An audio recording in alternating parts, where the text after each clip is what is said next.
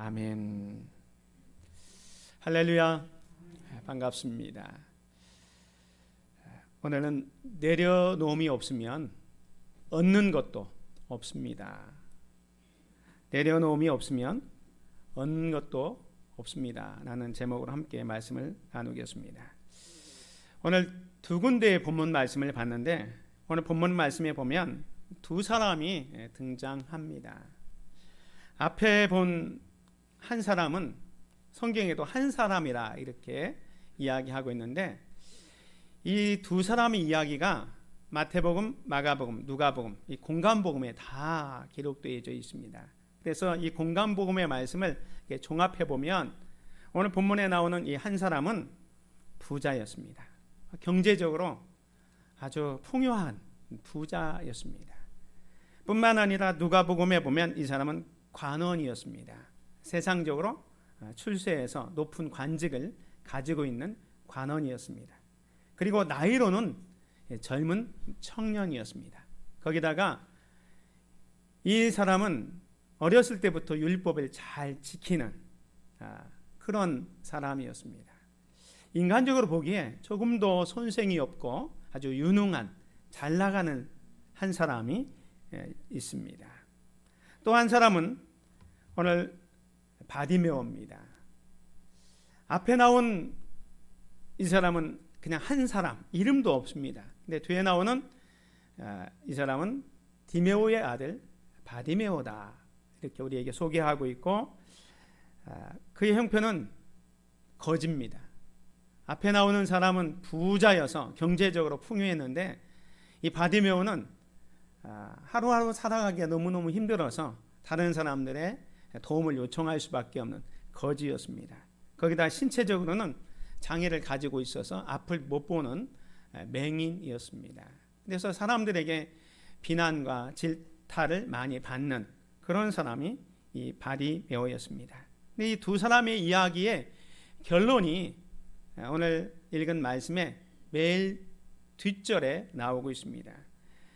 첫 번째로 이 부자 청년에 대한 결론은 22절에 나왔는데 그 사람은 재물이 많은 거로 이 말씀으로 인하여 슬픈 기색을 띠고 근심하며 가니라 소개하고 있고 그 다음에 바디메오의 결론은 52절에 보면 예수께서 이르시되 가라 내 믿음이 너를 구원하였느니라 하시니 그가 곧 보게 되어 예수를 길에서 따르니라 라고 말씀하고 있습니다.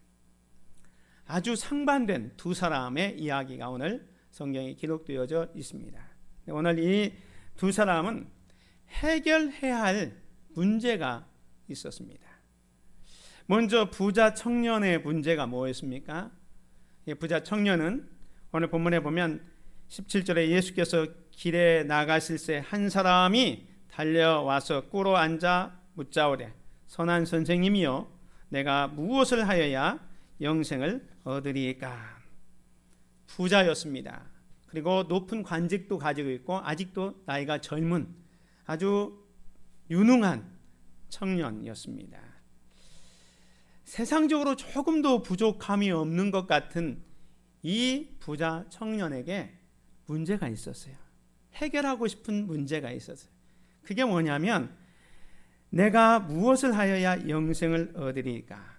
예수님을 통해서 해결하고자 하는 문제가 뭐냐면 영생을 얻고자 하였다는 겁니다. 거지 맹인 바디메오에게도 문제가 있었습니다.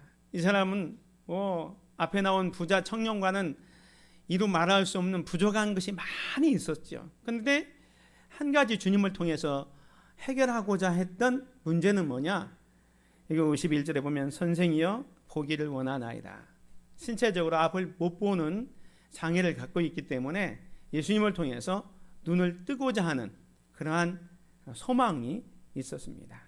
이처럼 부자 청년에게도 문제가 있었고 또 거지 바디메오에게도 문제가 있었습니다. 그것을 지금 예수님을 통해서 해결하고자 예수님 앞에 나오고 있는 것을 보게 됩니다. 오늘 저와 여러분도 마찬가지입니다. 우리는 각자 다른 환경에 살고 있습니다. 여러 가지 형편이 다 다릅니다. 그래서 여러분이 가지고 있는 문제가 있을 겁니다. 특별히 예수님을 통해서 해결하고자 하는 그러한 소망이 있을 것입니다. 여러분의 문제가 무엇이든지, 여러분이 예수님을 통해서 해결하고자 하는 그러한 소망이 무엇인지 다 있을 겁니다. 그 문제를 가지고 우리는 예수님 앞에 다 나오시기를 주의 이름으로 축원을 드립니다. 오늘 본문에 보면 부자 청년도 자기의 문제를 가지고 예수님 앞에 나왔고, 또 거지 바디메오도 자기 문제를 예수님을 통해서 해결하고자 예수님을 향해서 나왔습니다. 그래서 이 두 사람이 다 예수님을 만나게 됩니다. 바디메오도 예수님 만났고 부자 청년도 예수님을 만났습니다.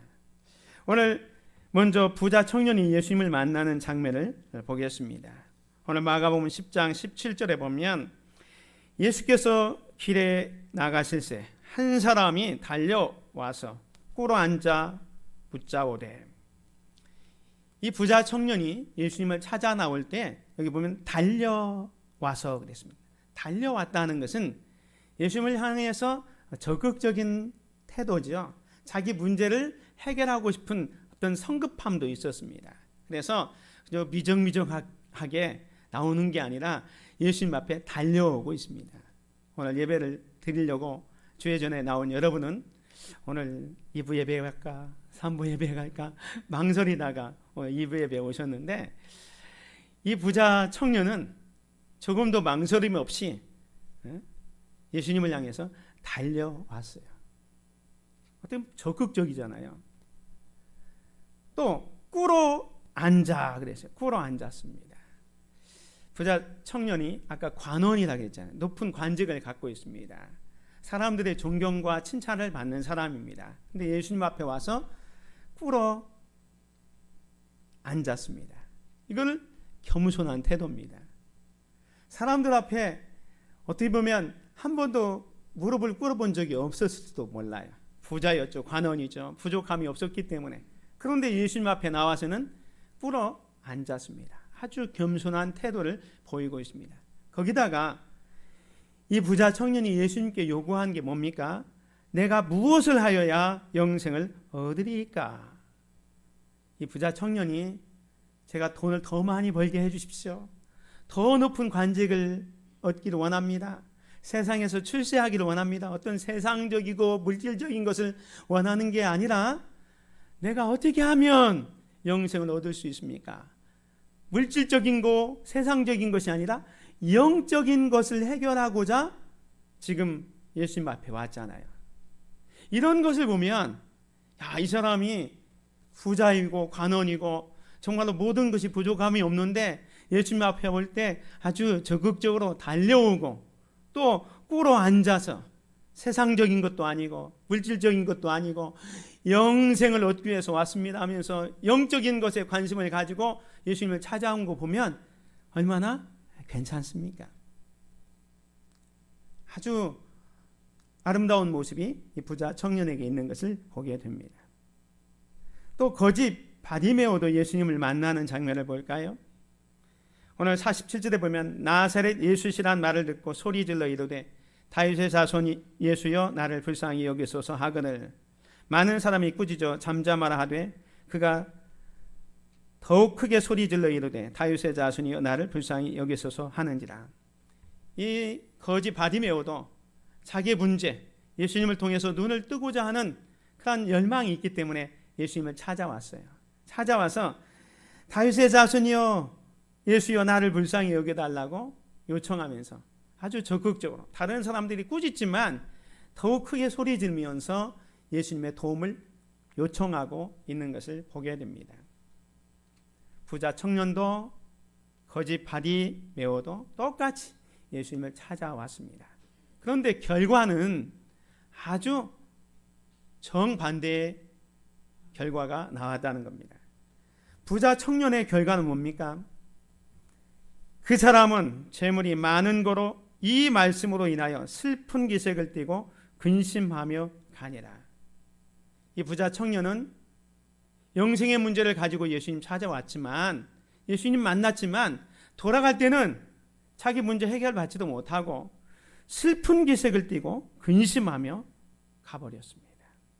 반면에 바디메오의 결과는 52절에 보면 예수께서 이르시되 가라 내 믿음이 너를 구원하였느니라 하시니 그가 곧 보게 되어 예수를 길에서 따르니라. 눈을 뜨기 위해서 예수님 앞에 왔는데 실제로 눈도 떠지고 길에서 예수님을 쫓는 새로운 인생을 살고 있는 바디메오의 모습을 보게 됩니다. 정리해서 말씀드리면 부자 청년과 거지 바디메오가 똑같이 문제가 있었다는 거예요. 부자의 문제는 영생을 얻기 위한 문제를 가지고 왔습니다. 그래서 예수님 앞에 내가 어떻게 하면 영생을 얻을 수 있습니까? 질문을 했습니다. 예수님께서는 가난한 사람들에게 재산을 나눠주고 그리고 와서 나를 따르라 예수님께서 요구하십니다. 그러나 이 부자 청년의 반응은 뭡니까? 슬픈 기색을 띠고 근심하며 갔습니다. 반면에 거지 바디메오는 눈을 뜨기를 원해서 예수님 찾아왔습니다. 그리고 예수님을 통해서 실제로 눈을 떴습니다. 내 믿음이 널 구원하였느니라 하는 순간 이 맹인 바디메오가 눈을 떴습니다. 예수님께서는 이제 너는 네 갈 길로 가라 라고 이야기하셨습니다. 그런데 이 바디메오의 반응은 오늘 마지막 52절에 보면 그가 보게 되어 예수를 길에서 따르니라 라고 말씀합니다. 한 사람은 예수님을 찾아와서 슬픈 기색을 띠고 근심하며 다시 옛날로 돌아갔고, 한 사람은 예수님 만나서 문제 해결 받아서 눈이 떠질 뿐만 아니라 예수님을 따라가는 새로운 인생을 살고 있는 것을 보게 됩니다. 사랑하는 성도 여러분, 예수님을 만났다고 모두가 다 새로운 삶을 사는 것은 아닌 것을 오늘 본문이 보여주고 있습니다. 여러분들은 오늘 주회전에 어떤 마음으로 왔습니까? 여러분에게도 어떤 문제가 있을 겁니다. 그 문제를 해결하고 싶어서 예수님을 통해서 문제 해결받고 예수님을 통해서 나의 삶을 좀 새롭게 하기 위해서 주회전에 나와 예배하고 기도하고 또 말씀을 듣고 그렇게 합니다. 그런데 문제는 예수님을 만났다고 해서 모두가 다 문제를 해결받고 할렐루야 기뻐하며 영광을 돌리는 게 아니라는 겁니다. 어떤 사람은 오히려 근심하며 슬픈 기색을 띠고 옛날로 되돌아가고, 한 사람은 정말로 문제 해결받고 기쁨으로 주님을 따르고 있습니다. 이 두 사람의 차이가 무엇일까요? 오늘 부자 청년과 거지 바디메오의 차이점이 무엇일까요? 여러 가지가 있겠지만 제가 몇 가지를 말씀드리면서 함께 은혜를 받기를 원합니다. 첫 번째로 부자에게는요, 믿음이 없었습니다. 바른 믿음이 없었습니다. 예수님을 찾아올 때 예수님을 향한 믿음이 있어야 되는데 믿음이 없었다는 거예요. 예수님을 보는 그 시각이 달랐어요. 오늘 본문에 보면 이 부자 청년이 예수님 앞에 와서 예수님을 뭐라고 부르냐면 선한 선생님이요 라고 부릅니다. 선한 선생님이요. 분명히 이 사람은 예수님 앞에 달려왔습니다. 꿇어 앉아서 영생에 대해서 묻고 있는데 예수님을 뭐라고 부르냐면 선한 선생님이요 라고 했습니다. 그러면서 그 질문의 요제가 내가 무엇을 하여야 영생을 얻으리까? 마치 예수님을 영생을 주는 분으로 생각하는 게 아니라 영생에 대해서 가르쳐 주시고 영생을 얻는 방법을 가르쳐 주는 좋은 선생 정도로만 여겼던 겁니다. 그래서 예수님을 향해서 선한 선생님이여 내가 무엇을 하여야 영생을 얻으리까? 이렇게 질문하고 있는 겁니다. 오늘 저와 여러분이 예수님을 어떤 관점으로 바라보느냐 대단히 중요합니다. 예수님께서 제자들을 데리고 다니시면서 한 번은 이런 질문을 하죠. 사람들이 나를 누구라 하더냐? 라고 했을 때에 사람들이 예수님을 이해하고 있는 것들을 전해줍니다. 어떤 사람은 세례 요한이라고 합니다. 어떤 사람은 에레미야라고 합니다. 어떤 사람은 선지자 중에 한 사람이라고 합니다. 세상 사람들이 생각하고 있는 예수님의 모습을 예수님께 전달합니다. 근데 예수님께서 그거 별로 마음에 안 들었습니다. 그래서 제자들에게 다시 질문하죠. 세상 사람들은 그렇게 얘기할지라도 너희는 나를 누구라 하느냐라고 묻습니다. 그때 시몬 베드로가 뭐라고 대답합니까? 주는 그리스도시요 살아계신 하나님의 아들입니다 라고 고백합니다. 그 신앙 고백을 듣고 베드로가 그 신앙 고백을 하는 순간 예수님께서 베드로를 칭찬해 주셨습니다. 격려해 주셨습니다. 바로 그것입니다. 예수님을 어떤 관점으로 바라보느냐, 그냥 단순히 세례 요한, 에레미야, 또 선지자 중에 한 사람으로, 또 어떤 자기의 질병을 고칠 수 있는 용한 의사, 또 자기의 길을 가르쳐주는 정말로 선생 정도로 여기는 게 아니라 주는 그리스도시요 살아계신 하나님의 아들입니다라고 고백할 수 있는 그런 믿음이 필요한 거예요. 그런데 오늘 본문의 부자 청년은 단순히 영생을 얻을 수 있는 방법을 가르쳐주는 좋은 선생으로만 여겼기 때문에 선한 선생님이여 내가 무엇을 하여야 영생을 얻으리까? 이렇게 질문하고 있는 겁니다. 다시 말해서 이 부자 청년에게는 예수님을 향한 믿음이 없었다는 겁니다. 반면에 바리메오에게는 믿음이 있었습니다. 부자가 예수님을 와서 선한 선생님이라고 호칭하는 반면에 이 바리메오는 예수님을 뭐라고 호칭합니까? 여기 47절에 보면 다윗의 자손 예수여, 예수님을 향해서 다윗의 자손 예수여라고 부르고 있습니다. 근데 그 앞에 보면 47절에 보면 나사렛 예수시란 말을 듣고 소리질러 이르되, 지금 사람들은 예수님께서 지나가시자 그 예수님을 뭐라고 지칭하냐면 나사렛 예수가 지나가신다라고 외치고 있습니다. 예수님이 나사렛에서 성장한 것을 빗대어서 나사렛 예수이다라고 이야기하고 있는 거예요.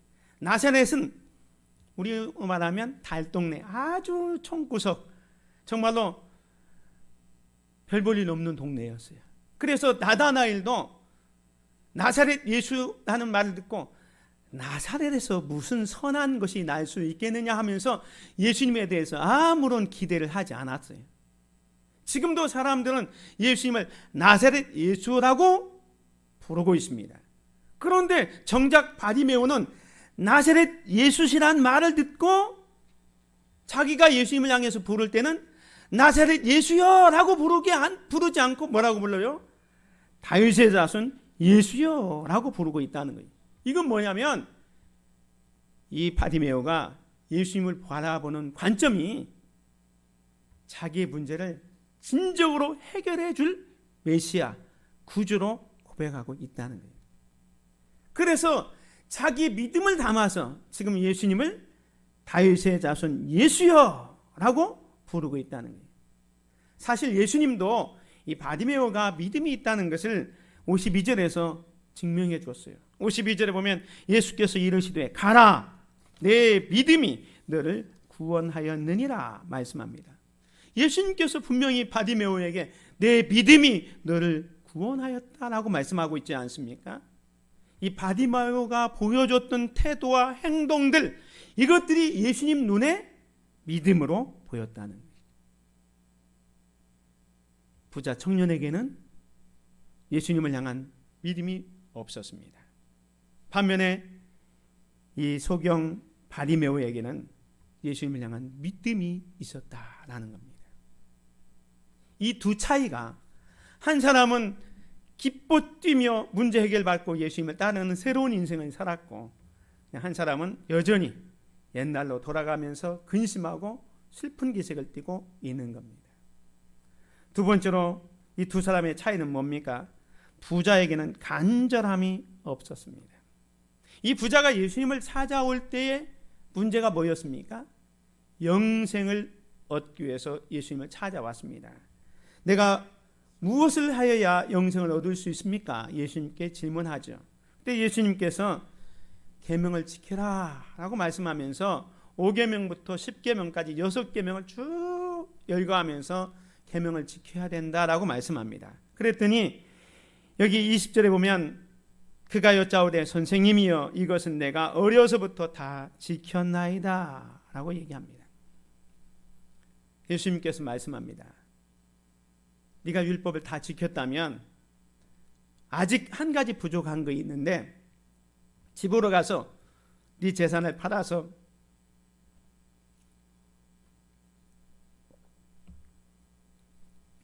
가난한 사람들에게 나누어 주고 그리고 와서 나를 따르라 이야기를 했습니다. 그런데 이 부자 청년은요, 오늘 본문에 보면 재물이 많은 거로 근심하며 갔다고 그랬어요. 자기가 예수님을 찾아 나올 때는 영생의 문제를 해결하고자 왔습니다. 그런데 정작 그 영생과 자기가 가지고 있는 물질과 저울질을 해보니까 영생이 별로 가치가 없다고 생각했어요. 그래, 이건 있어도 그만, 없어도 그만. 그러나 이 물질, 재물은 자기가 포기하지 못하겠다는 거예요. 그래서 이 재물이 많은 거로 근심하며 갔다는 거예요. 영생에 대한 간절함이 없었어요. 그래서 그는 그냥 되돌아가게 되었던 겁니다. 반면에 바디메오에게는 간절함이 있었어요. 이 바디메오가 예수님을 찾아온 게 뭡니까? 눈을 뜨기 위해서 왔잖아요. 눈을 뜨기 위해서 와서 다윗의 자손 예수여 나를 불쌍히 여겨달라고 예수님 앞에 도움을 요청하는데 오늘 48절에 보면 많은 사람이 꾸짖어 잠잠하라 하되 그가 더욱 크게 소리질러 이르되 다윗의 자손이여 나를 불쌍히 여기소서 하는지라 라고 말씀합니다. 사람들이 꾸짖습니다. 한두 사람도 아니고 여기 보면 많은 사람이 꾸짖어 잠잠하라 합니다. 자, 이쯤 되면 이 바디마우는 이렇게 생각할 수 있습니다. 그래, 사람도 많으니까 오늘 말고 다음에 예수님 만나러 와야 되겠다. 오늘만 날이 아니잖아. 내일도 있고 뭐 세탁같이 많은 날 꼭 오늘 예수님 만나야 할 필요가 뭐 있겠느냐 하면서 되돌아갈 수 있잖아요. 그런데 많은 사람들이 자기를 꾸짖지만 그가 더욱 크게 소리를 지르면서 다윗의 자손이여 나를 불쌍히 여기소서 라고 외치고 있습니다. 이게 뭡니까? 오늘이 아니면 안 되겠다는, 예수님을 통해서 반드시 자기의 문제를 해결하고자 하는 그 간절함이 있었습니다. 그 간절함 때문에 사람들이 꾸짖지만 많은 사람들이 잠잠하라고 만류하지만 포기하지 않습니다. 왜? 그 예수님이 자기의 문제를 해결해 줄 진정한 구세주인 걸 알았기 때문에 예수님을 향해서 다윗의 자손이라고 외칠 뿐만 아니라 사람들이 꾸중 속에도 더욱 소리 지르면서 다윗의 자손 예수여 나를 불쌍히 여기소서라고 예수님을 향해서 달려가고 있는 겁니다. 한 사람은 간절함이 없었고 한 사람은 간절함이 있었다는 거예요. 사랑하는 성도 여러분, 성경은 우리에게 이렇게 이야기합니다. 나를 사랑하는 자들이 나의 사랑을 입으며 나를 간절히 찾는 자가 나를 만날 것이라. 여러분은 예수님을 통해서 어떤 문제를 해결하기를 원합니까? 어떤 문제를 놓고 지금 기도하고 있습니까? 그런데 그 문제가 그냥 하나님이 해결해 주셔도 그만, 들어주시면 좋고 안 들어줘서도 뭐 괜찮다, 그런 심정으로 기도하고 있지는 않습니까?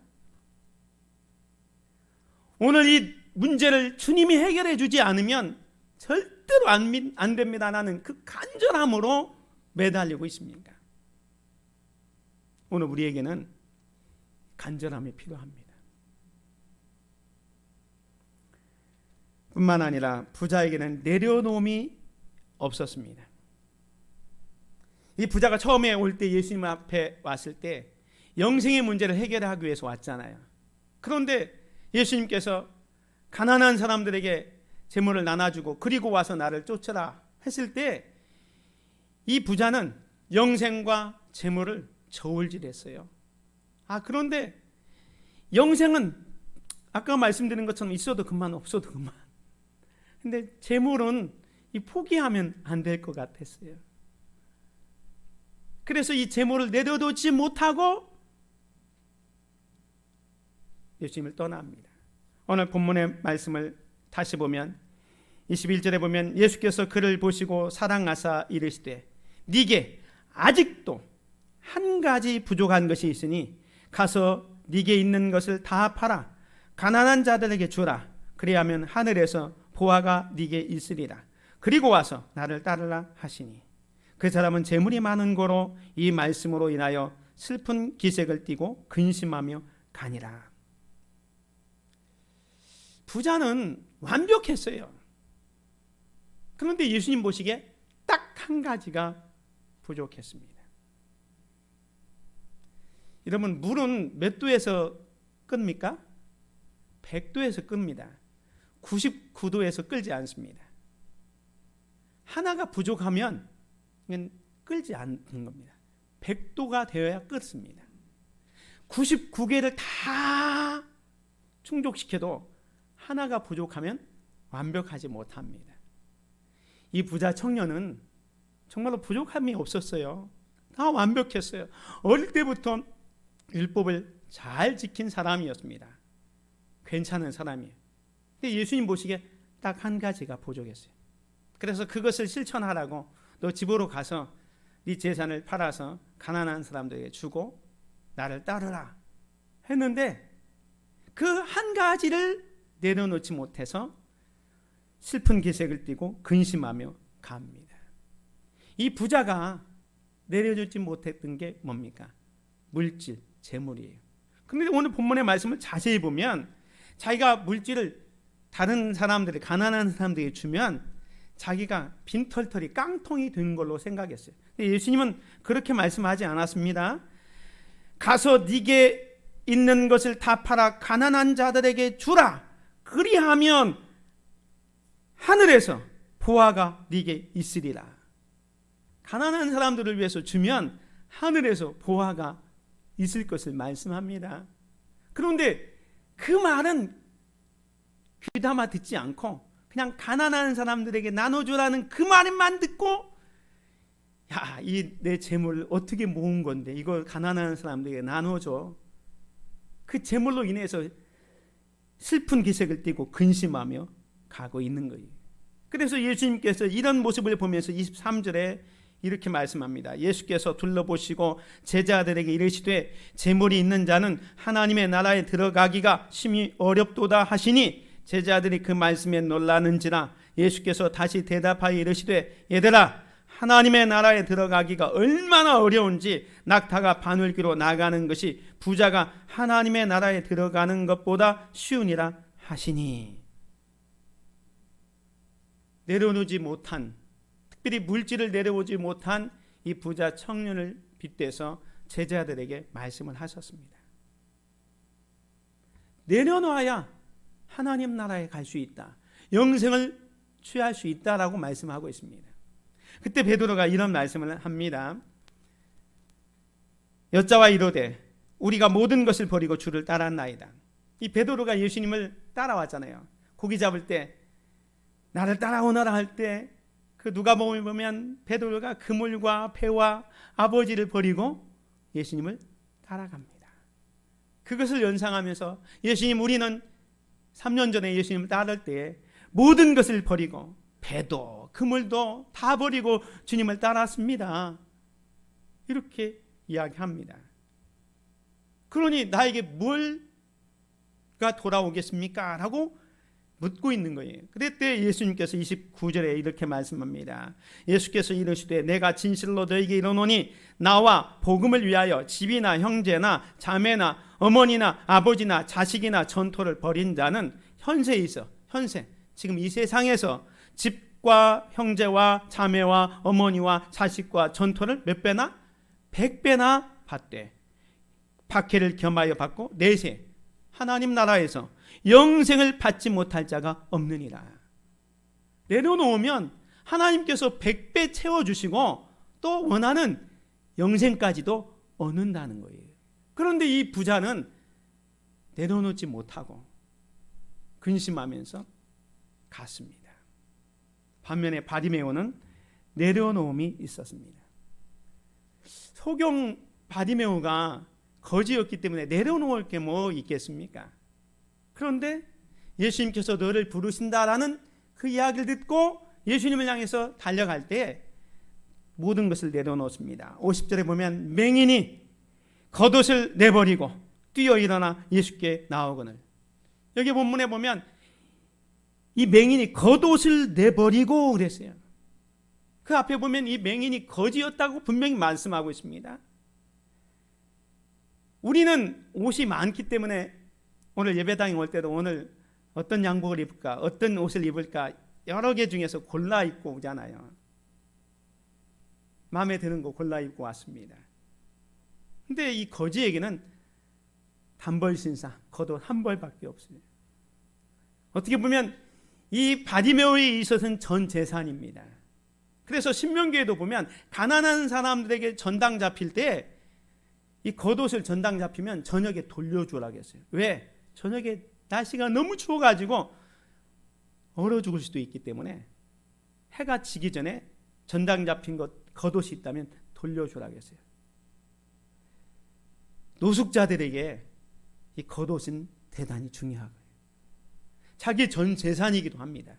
살아가는 데 있어서 꼭 필요한 겁니다.